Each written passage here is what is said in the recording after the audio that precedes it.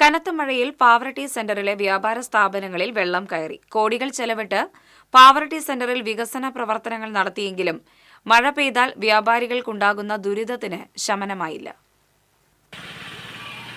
ശക്തമായ മഴയിൽ പാവറട്ടി സെന്റർ വീണ്ടും വെള്ളക്കെട്ടിലായി.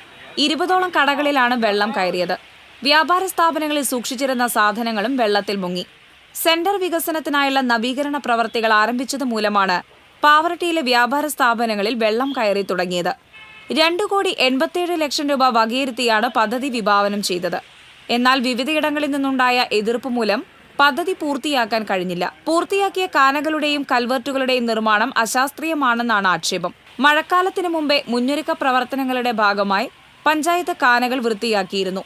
എന്നാൽ കാനകൾ വൃത്തിയാക്കിയതുകൊണ്ട് മാത്രം വെള്ളക്കെട്ട് പരിഹരിക്കാൻ കഴിയില്ലെന്ന് merchant association president AJ Varghese പറഞ്ഞു. ഒരു കാന വൃത്തിയാക്കൽ കൊണ്ട് മാത്രം ഇന്നത്തെ പാവറട്ടി, വികസിത പാവറട്ടിക്ക് ഇത് മാത്രം നടക്കുന്ന ഒരു കാര്യമല്ല. സെൻട്രൽ വികസനം എന്ന് പറയുമ്പോൾ ഇത്തരത്തിലുള്ള വിഷയം കൂടിയും ഇതിൽ ഉൾപ്പെടുത്തേണ്ടതാണ്.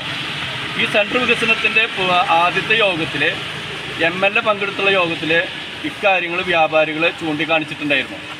പക്ഷേ അതിനെ ഉദ്യോഗസ്ഥ തലത്തിലോ ഭരണതലത്തിലോ ഒരു വലിയൊരു പ്രാധാന്യം കിട്ടിയില്ല.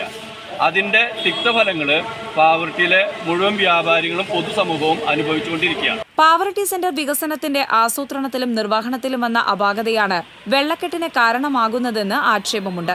MLA ഉൾപ്പെടെയുള്ള ജനപ്രതിനിധികൾ പങ്കെടുത്ത യോഗത്തിൽ വ്യാപാരികൾ പ്രശ്നം ഉന്നയിച്ചെങ്കിലും ഉദ്യോഗസ്ഥ ഭരണതലങ്ങളിൽ പ്രശ്നപരിഹാരത്തിനുള്ള നടപടികൾ ഉണ്ടായില്ല.